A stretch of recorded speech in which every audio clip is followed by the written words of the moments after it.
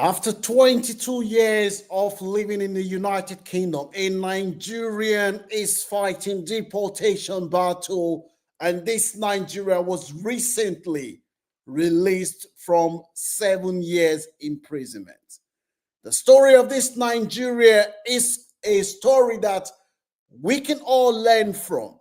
I am sharing this story today not to scare anyone, as I always say. We believe that knowledge and information are the two most important things you need in life in order for you to succeed. Frank is my name for those seeing my face for this first time. The Launch Club brings you the latest update about the daily lived experience of immigrants in diaspora.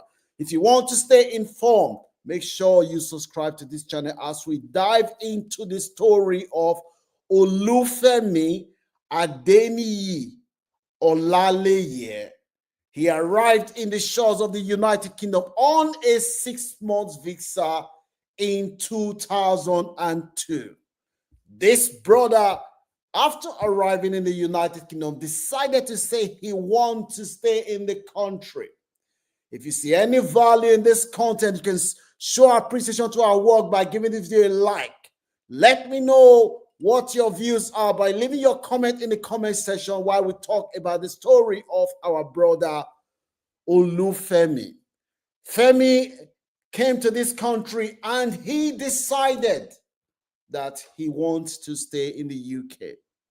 After deciding that he wants to stay in the UK, Femi, it was reported that he was looking for ways to regularize his stay and also sort himself out.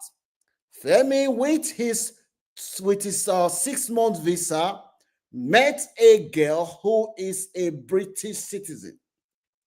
Report has it that Femi has 4 children for more than one woman. 2 of the children, according to the report, have autism. Femi, during the last 2021 coronavirus, when the UK government was doling out loan to businesses in the UK, those that want to take business, those that have businesses in the UK were given loans for them to stay in the business.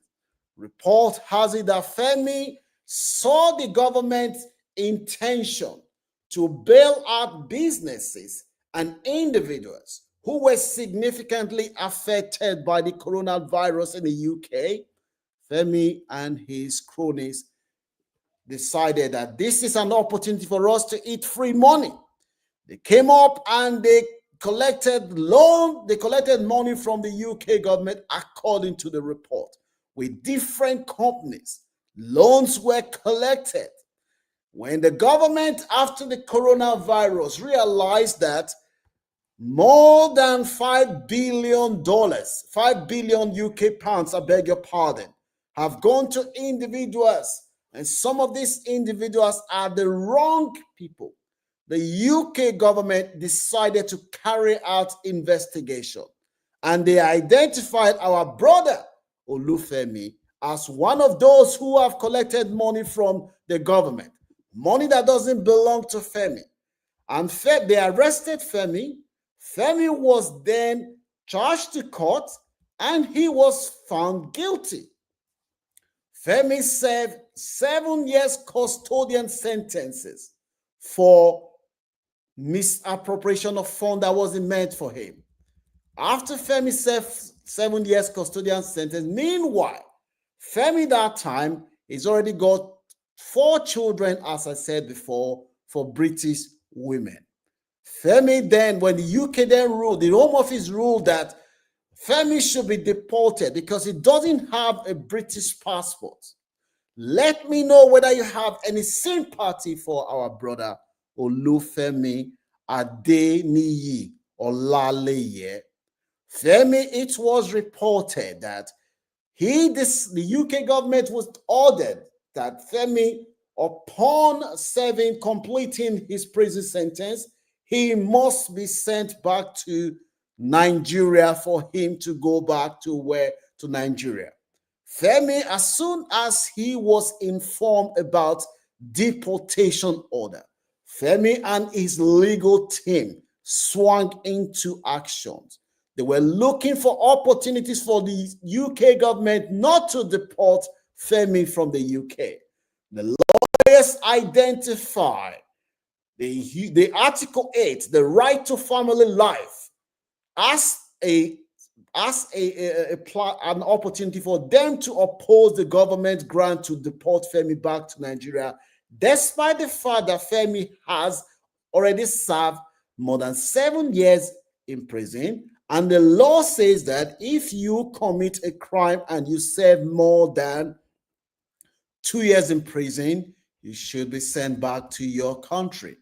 Femi appealed the decision by the first-tier court in November, which ruled this time around. Femi appealed that he should not be sent back to Nigeria. Let me know what your views are, whether you think that it is fair for somebody who has committed crime not to be deported back to Nigeria based on the right to family life, Article 8.